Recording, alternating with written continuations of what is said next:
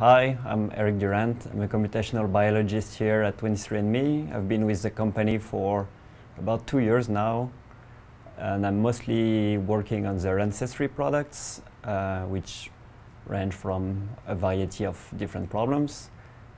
Before that, I was a postdoc at UC Berkeley for another 2 years, and even before that, I was a PhD student in France. And yeah, that's who I am. Great. Well, at this point in the lesson, we've been learning a lot about how to connect the dots in our genome to figure out ancestry. And we've learned a little bit about identity by state, where we can sort of match SNVs for comparisons. And we've just learned a little bit about identity by descent, or IBD. And what we really want to know from a computational biologist is, how do you determine IBD, or identity by descent? Yeah, so first maybe we should define exactly what IBD, or identity by descent, is. So IBD is something that refers to a chunk of contiguous DNA, and we say that two individuals share a chunk of DNA identical by descent if this chunk has been inherited through a common ancestor without recombination. It means that you inherited these segments from the common ancestor, however far back it was in the past, and it was never broken by a recombination event during meiosis. So if you want, the simplest example of identity by descent maybe is between a parent and his child, where because of the way, if I refer you back to high school biology, because of the way chromosomes are inherited, a child will inherit one chromosome exactly from each of his parents. And so a child is 50% identical by descent with his parent, and in this case a common ancestor is the parent himself, and the child is 50% IBD with the parent. And so it doesn't matter how big the segment is. The segment can be the whole length of the chromosome itself, or anything shorter than that? Exactly. So if you only look one generation back in time, the segment will cover a full chromosome in the child. The full chromosome in the child will be identical by descent with his parent. If you go one more generation with a child is about 25% IBD with each of his 4 grandparents, but there already the 25% is only approximate, and it can vary. You can be more IBD, you can share more IBD with one grandparent than with another, just because of the way recombination occurs. I see. So there may be an average IBD, but it doesn't have to be exact, because, like you say, the recombination doesn't happen in the same place every time. Exactly, and also because of our ability to detect it, there is some error, some statistical error around the estimation of IBD, which in the end will lead to slightly different estimates. But it should be pretty close to 25%. And the further back you go in time, and the more variation you have between those percentages, and also the shorter those segments become, and the harder they become to detect. So if you want to relate IBD and IBS, for example, the main difficulty with IBD, I guess, is twofold. Is first, we do not observe the recombination process. It would be great if we had some kind of black box or oracle that tells us, well, this is where recombination occurs. But we don't see that. And even worse, we don't even know the genealogy that relates to individuals. Even if they're kind of closely related, if they're second cousin, most people just ignore the tree that connects them. So you don't know how far back in time they were connected, and you don't know where recombination occurs. So the main problem is that you cannot observe IBD directly from the data. You can only observe a proxy of IBD, which is IBS, identity by state. You can definitely detect segments between individuals that are identical or roughly identical. And so this is how an IBD algorithm works. We start by scanning the chromosomes and finding long segments of IBS, and that gives us some kind of candidate pool of IBD segments, and then we apply various filters from these sets to extract the IBD segments. And those filters are varied. They depend on the length of the segment, meaning that it's pretty unlikely to have a very long IBS segment that was not inherited by a common ancestor. We also apply filter for the frequency of the segment that was inherited. If the segment is very, very frequent in a population, maybe it's not IBD, it's just IBS, and that arose to to being fixed in the population because maybe of natural selection or other reasons. So frequency, quality of the segment, if it contains many mutations, then it's unlikely to be IBD. We have a lot of filters to explain. Yeah, it sounds like you really have to think a lot around how to make sure that it's a true identity by descent and not, like you say, either coincidental or something else. So let me make sure I even understand this. The smaller the segment that appears to be commonly shared, the more likely it could be that it's just a match of identity by state by chance with someone random in the population. That's correct. So maybe I should clarify the definition of IBD a little bit, because under the definition I gave, actually everyone is IBD everywhere, just because we all have a common ancestor if we go far enough back in time. So when we talk about IBD, we usually restrict ourselves to the recent past, say, I don't know, a few tens of generations, maybe 1,000 years. And what's beyond this point, we just don't have the power to decide anymore if it's IBD or not. But if you look small enough, everyone is IBD everywhere. Right? How difficult are these algorithms to write to actually, essentially predict or infer IBD? So they're pretty sophisticated now, and the difficulty comes mostly from the fact that these algorithms need to be fast. So the main computational challenge with IBD is that the problem is fundamentally quadratic, meaning that we want to compare all pairs of individuals within our dataset. It's fine probably if you're in an academic setting and you have your one-off analysis and you have 1,000 or 2,000 individuals, and you just want to compute IBD once, you're okay with letting your computers run for a month, and then you have your result and you're happy. But in a setting like the one we have here at 23andMe, first we have orders of magnitude more of individuals. We have more than 300,000 individuals now in the database, and we need to recompute IBD every time we have new customers who come in. So every day we have new customers coming in, and we need to compute IBD permanently on the fly with them. So we really need to think a lot of how to make those algorithms faster. So that's the first difficulty, that's purely computational. And the second difficulty is more, I would say, algorithmic, where we need to find ways, without compromising the speed of the algorithm, to make it as accurate as possible. And the good thing for the second point is that we have pretty sophisticated way now of testing the algorithm. So of course an algorithm is going to make mistakes, that's guaranteed, but we can assess the rate at which it makes mistake pretty well now through either simulations in which we simulate a pedigree, and so we know exactly which segments are IBD because that's the way we run the simulations, or through pedigrees that our customers report to us. So our customers can tell us who their parents are in the database, who their first cousins are in the database. And so we can compare the prediction of our algorithm to the known truths. And that gives us a good sense of how the algorithms are. That's amazing. And it does sound sophisticated. What about user mistakes? If someone thinks that they know who their father is and it turns out not to be true. Yeah, that definitely happens. We trust the law of large number, I guess, and so because we have lots of people reporting their pedigrees, and we guess that not everything is wrong, and we can still extract a lot of. It's still a very powerful data set.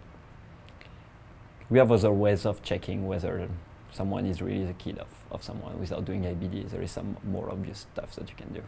So this isn't just a static feature that you work on. I mean, it's constantly changing. You're always having to work on it or update it. We're updating it now, but we definitely try to minimize the number of times we need to update the features. Not because it's not fun to develop new algorithm, but because of the cost of recomputing. Every time we change the algorithm, we don't have just to do this incremental update for new customers, but we have to recompute everything. All 300,000. All 300, and it's still, even with fast algorithm, we're still talking about months and months and months of cluster time. So where do you get your computing power? I mean, as a non-computer science or or coding or statistical or math person, how much, I mean, can you relate to me how much computing power we're talking about here? On production, they have their own cluster that computes for new customers, and I'm not too sure how big it is. In research, we also have our own cluster. It's about 120 CPUs, so it's not huge. This is definitely challenging to run very, very large-scale experiments on this cluster.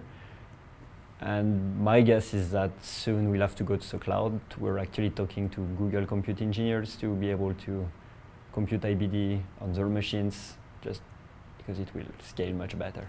What happens if you get, I don't know, 3 million people? Will you break the system? Well, I mean, do you foresee it getting to a point where so many people participate that the computational power isn't high enough? It's definitely hard to keep up with the growth of the database, but it's doable. And the fact that we build our algorithms to be incremental means that it's pretty easy for us to separate the customers into smaller batches and run on each batch and get the job done. But yeah. Well, you know, speaking sort of more on the computational side of things, I want you to talk to us for a minute about what computational biology is sort of all about. I mean, you have a particular job at 23andMe, which you seem to really like. But to, let's say, budding geneticists, young, middle or old people, you know, interested in genetics and looking for maybe a job or career change, what is it about computational biology that's appealing or useful? Well, so a computational biologist, I think, is always someone who's trying to develop or at least to implement computational methods to analyze biological data.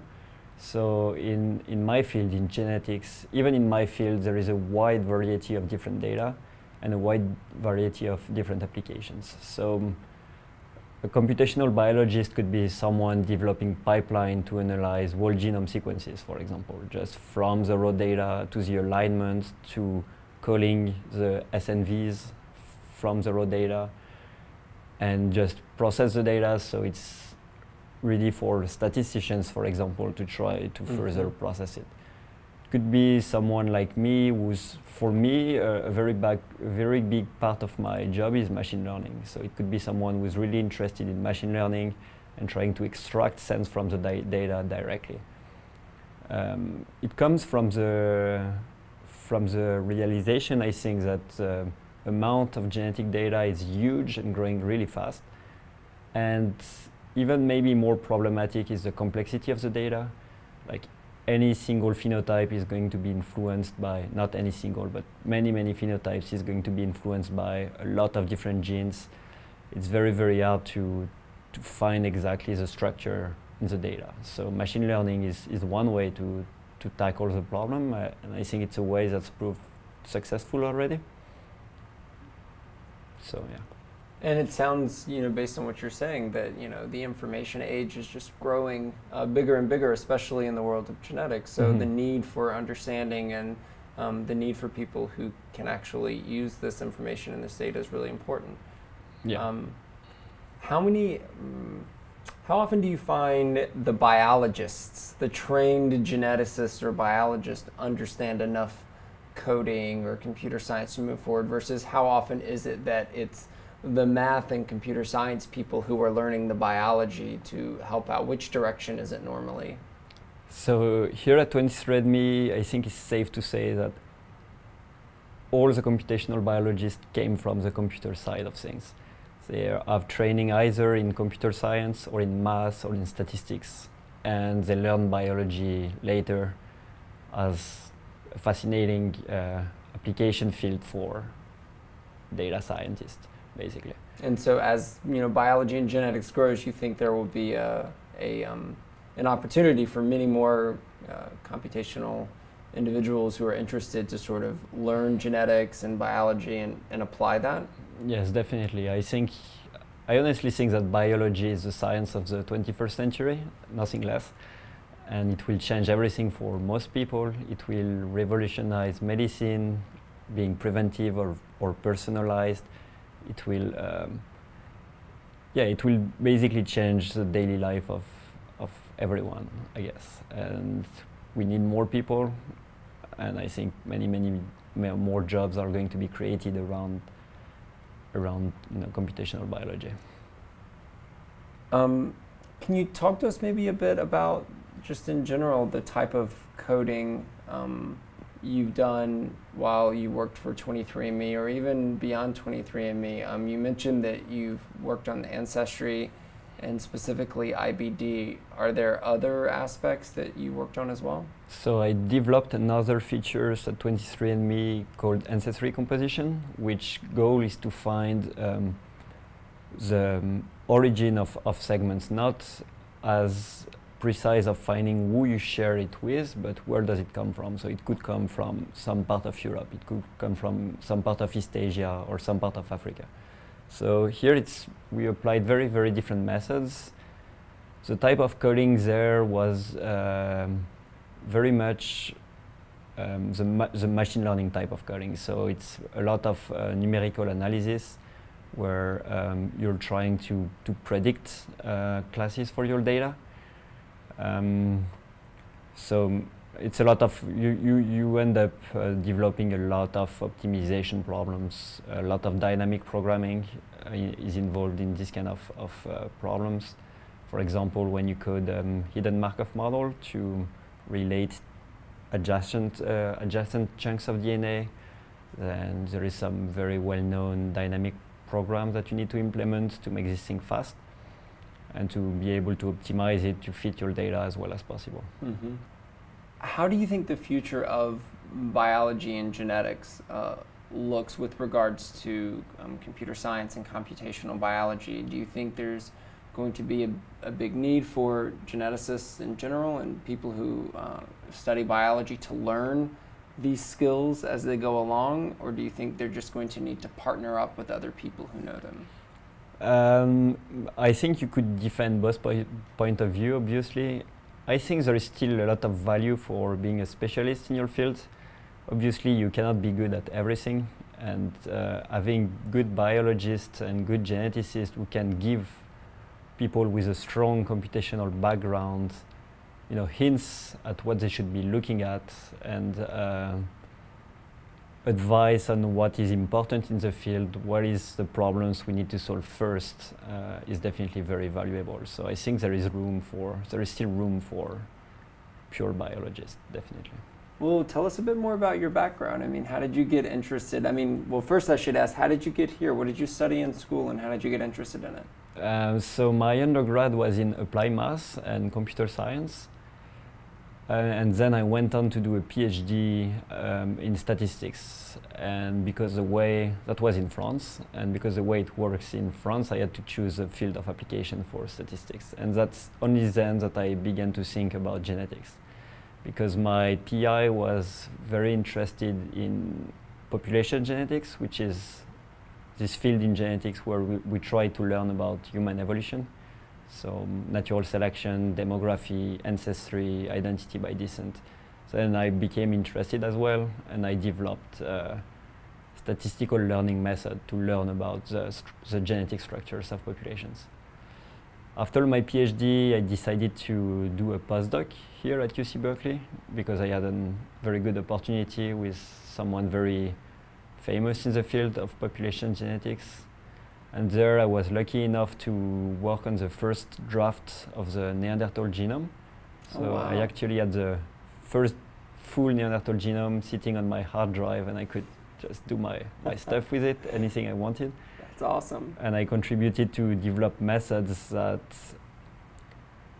estimated the amount of Neanderthal DNA that modern humans have today. So that was a pretty fascinating project. So no big deal, right? No big deal. It was. I think it was a pretty big deal because it changed the view of people in the field. Like before 2010, most people would, including me probably, would have said no, Neanderthal is a strictly distinct species. It never contributed any DNA to modern humans. Just was extinct for some reason and didn't leave any trace. And now we know that it's probably not true and that it left a few percent. It's a pretty exciting project to work on. Yeah. And then I always knew about 23andMe. I've known about them since they started almost in 2008. And so when I was there, I was local, and so I knew that it was a good opportunity to apply. And so there was this job opening. They were advertising for a computational biologist position. At first, I didn't know exactly what it implied, and so I sent my CV, was interviewed, and got the job. And since then, it's been amazing. And here you are. Yeah. So it sounds like you had a major interest in, basic math, a love for math, computation, which sort of blossomed into, an applied or an application in biology. If there was somebody watching this interview right now and they're really intrigued about how biology and computer science and math, statistics work together in a particular job, what advice would you give them to study in school? What would you recommend that they do, and maybe where would you recommend that they seek career advice or work from? Yeah. So as I said, I do believe there is needs for specialists, so I do recommend they keep studying math and computer science and statistics a lot, but they still need to take some biology, at the very least, to figure what are the problems that we need to solve today in biology and how to relate. It's not enough to get out of school and know a list of the 10 fastest algorithms for each specific problem that you learn in school. You also need to be able to relate those great class of algorithms to different problems in biology, how you will need to adapt them, how sometimes you have to realize that there is nothing that exists already and you need to develop something that's not going to be optimal probably, but you need to do a first pass at the problem. So you do need to know enough biology at the very least to understand the problems. Otherwise, for example, for ancestry, if you don't have a very clear understanding of the recombination process, there is nothing you can do. You need to understand exactly what probabilistic model you can put behind meiosis, how often it's going to break a chromosome, all these things. So you do need to know enough biology to understand the problems, definitely. So you need to take at least an intro to biology class or something, at the very least. So for someone who's interested, kindle that passion for computer science and math, but also pay attention in biology class. And just do it. I think it's the most exciting field for data scientists to be in now. It's just growing amazingly fast, and it's already changed a lot of things. I want to ask you two more questions. I will edit these back a little bit because I want that to be sort of how we close. I want to know what's one of the best moments of being you and having your job? Like, what's one of the most positive parts or most exciting moments you've had? So I'm lucky at 23andMe because I have both a foot in research and a foot in product. And I think the most satisfying moment is when you pull your research to make a product out of it, and when you see customers start to use it.